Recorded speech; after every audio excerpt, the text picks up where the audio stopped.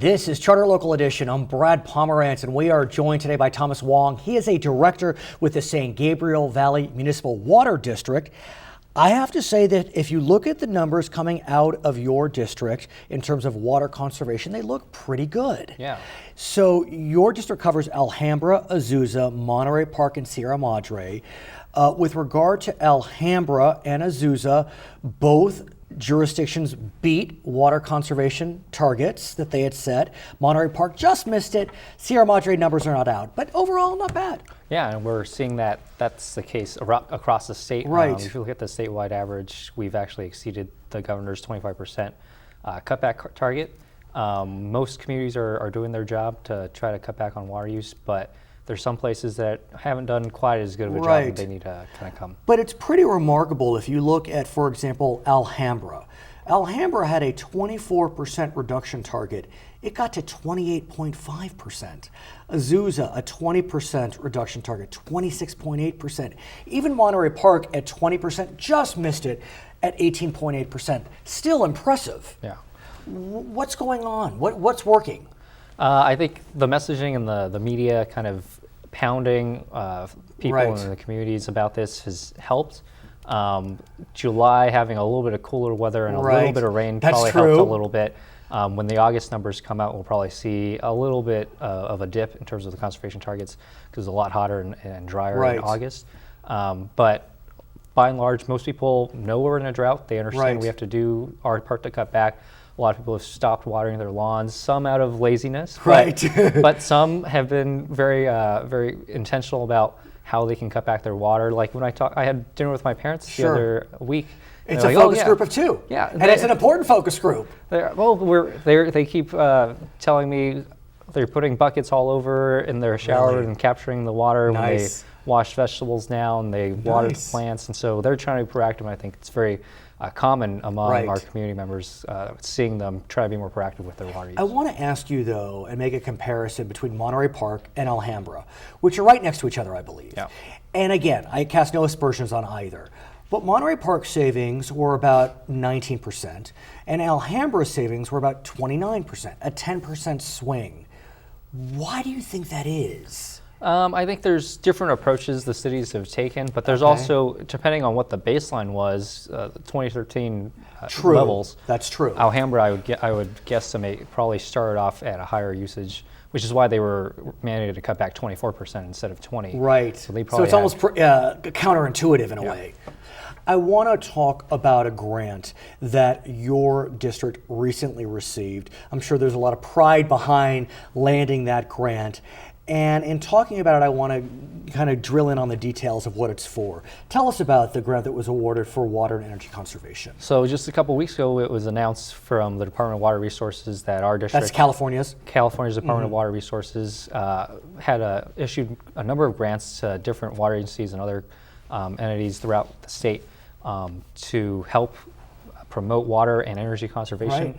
This was actually money coming from the greenhouse gas reduction funds from the state, AB 32 cap and trade funds that are now starting to be distributed into the community to help people.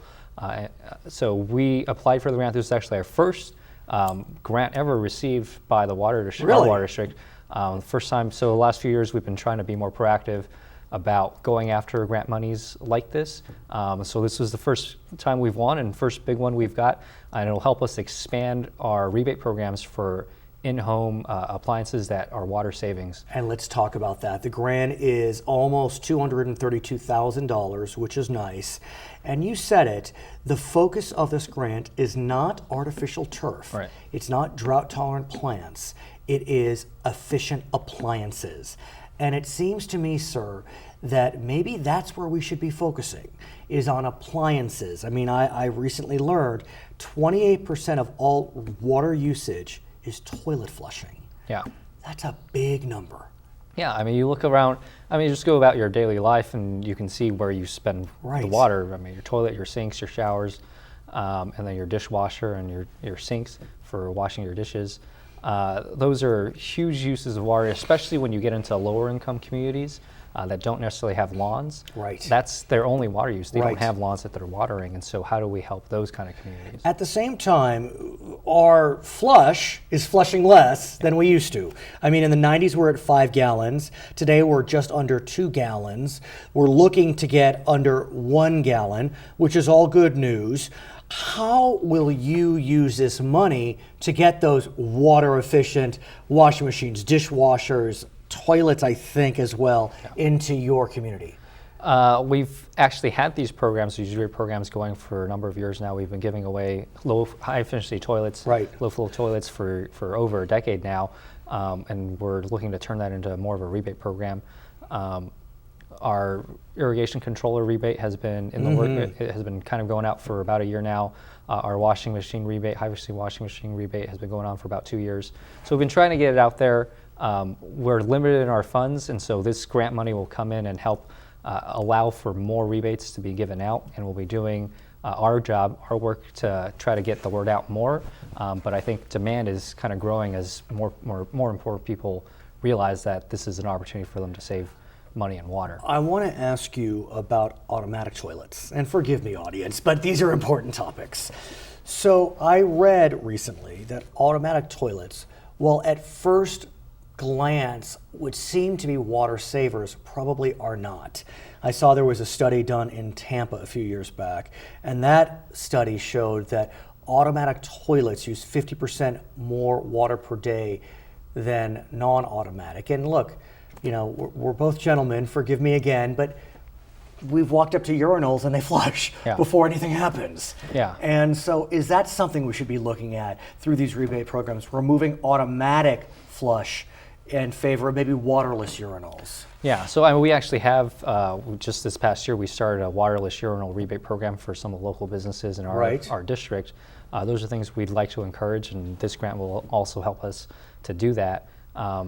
But yeah, we've all been to a restroom where the sensor kind of goes off before it's time, and it might go off a couple times while we're in there.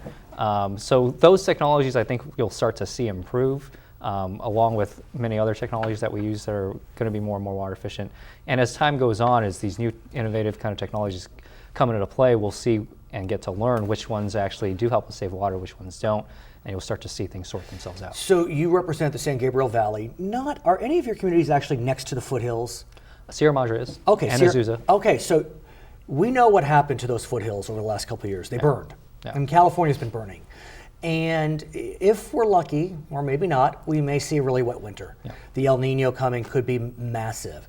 The risk, though, for the foothills in San Gabriel Valley is with burn, you have mudslides once rain comes down. What are your communities doing on that front? Well, the LA County Department of Public Works and Flood Control District, they're proactively trying to clear out debris basins and try to allow for more in preparation for potentially torrential rains with El Nino coming. And why is that important to clear out debris basins? Just so it's because of lack of rain, and then also the fires and previous mudslides and things like that. A lot of debris has kind of accumulated behind dams and flood control basins. And that prevents flow? Yeah, that means that there's less room for water to actually be stored behind that. So to clear out the debris allows for more water when it does rain to be able to be caught over there instead of flooding into other areas. And so they're doing that. I think they're trying to be more proactive.